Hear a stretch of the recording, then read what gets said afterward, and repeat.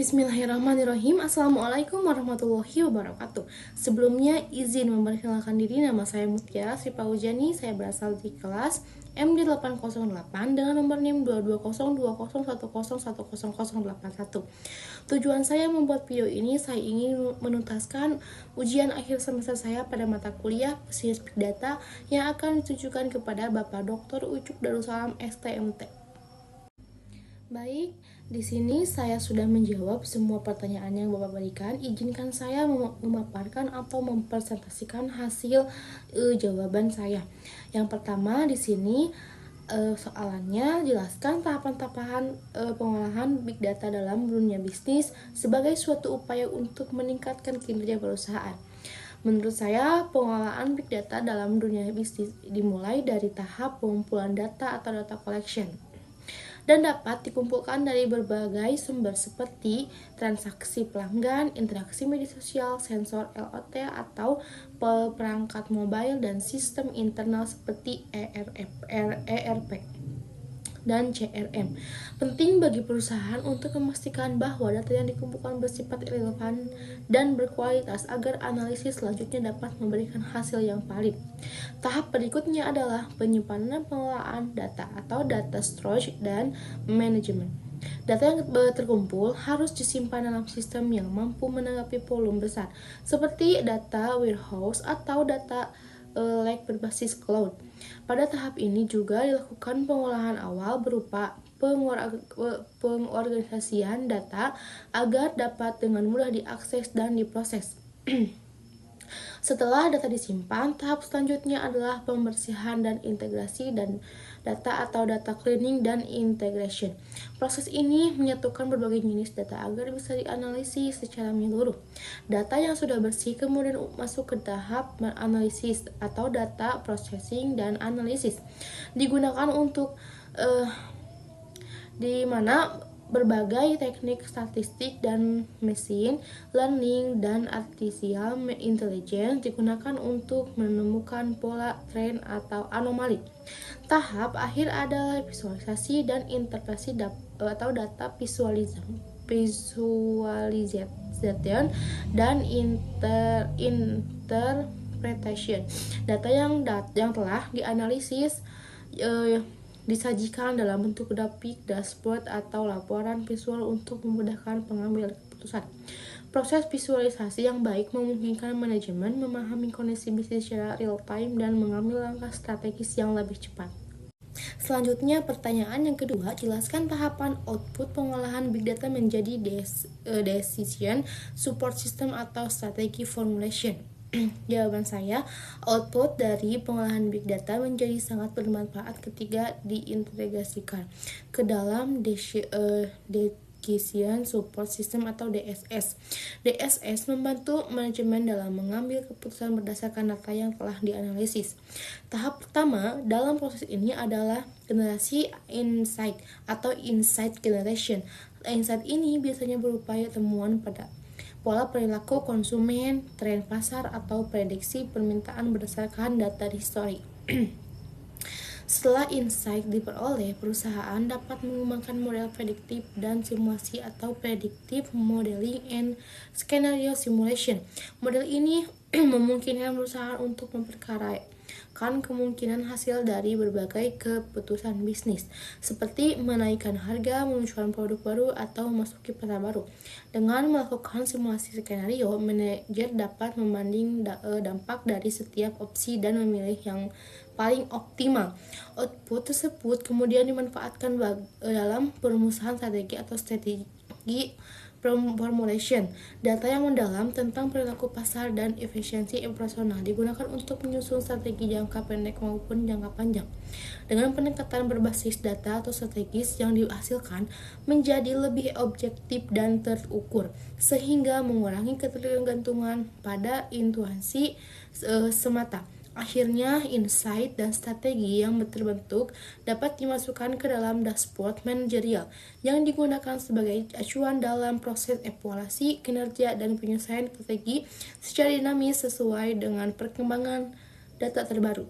Kemudian pertanyaan nomor 3, jelaskan keterkaitan digital transformation dengan big data serta manfaat yang diperoleh perusahaan dengan integrasi kedua aspek tersebut.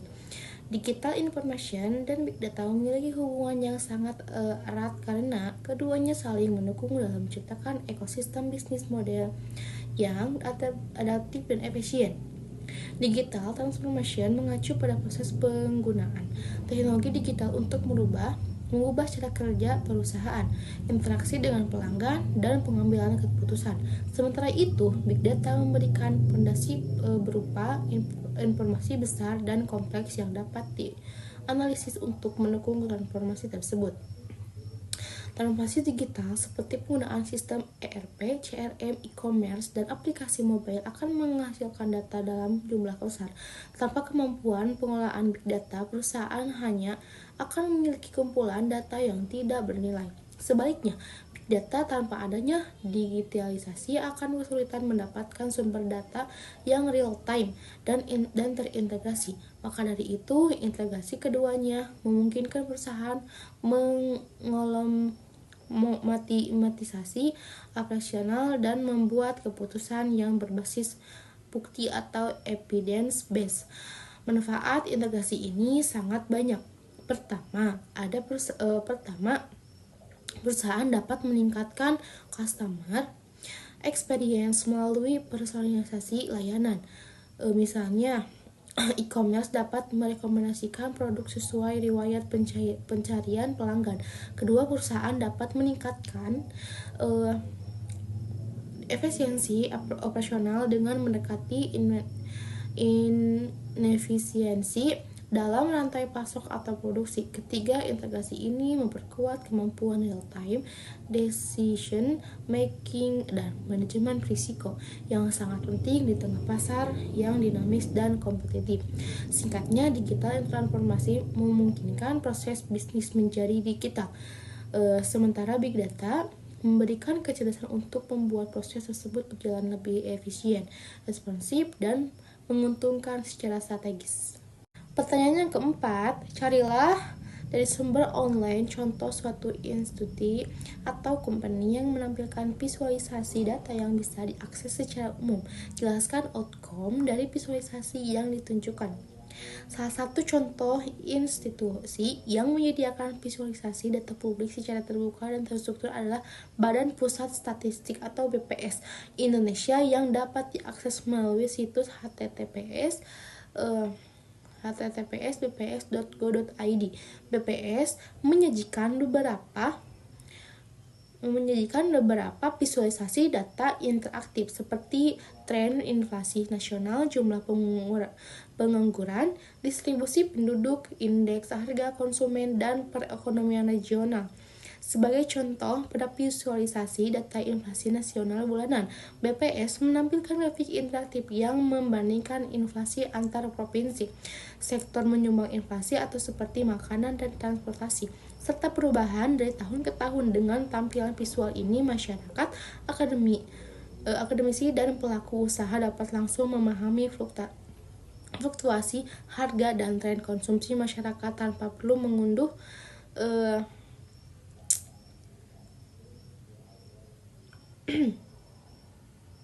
Outcome dari visualisasi ini adalah pemahaman yang cepat terhadap kondisi ekonomi yang sangat berguna untuk perumusan kebijakan, penetapan harga oleh pelaku usaha, serta edukasi publik mengenai kondisi ekonomi terkini. Visualisasi ini memudahkan pengguna dalam membuat kesimpulan strategis hanya dalam beberapa menit dibanding membaca laporan angka ratusan halaman. Kemudian pertanyaan nomor 5 yang terakhir, apakah hasil pengolahan big data yang divisualisasikan dapat digunakan untuk mengambil keputusan penting dalam dunia bisnis? Jelaskan. Menurut saya bisa, karena hasil pengolahan big data yang disajikan dalam bentuk visualisasi representatif dapat menjadi alat bantu yang sangat penting dalam pengambilan keputusan bisnis. Visualisasi data menyederhanakan informasi kompleks sehingga pengambilan keputusan dapat memahami tren dan anomali secara lebih cepat dan akurat. Hal ini sangat penting dalam dunia bisnis yang menuntut respon cepat terhadap perubahan pasar. Sebagai contoh, grafik tren inflasi dari BPS dapat digunakan oleh perusahaan retail untuk merencanakan penyesuaian harga produk agar tetap kompetitif tanpa mengorbankan margin keuntungan. Visualisasi distribusi geografis konsumen juga dapat membantu perusahaan menemukan lokasi cabang baru atau strategi distribusi yang lebih efisien.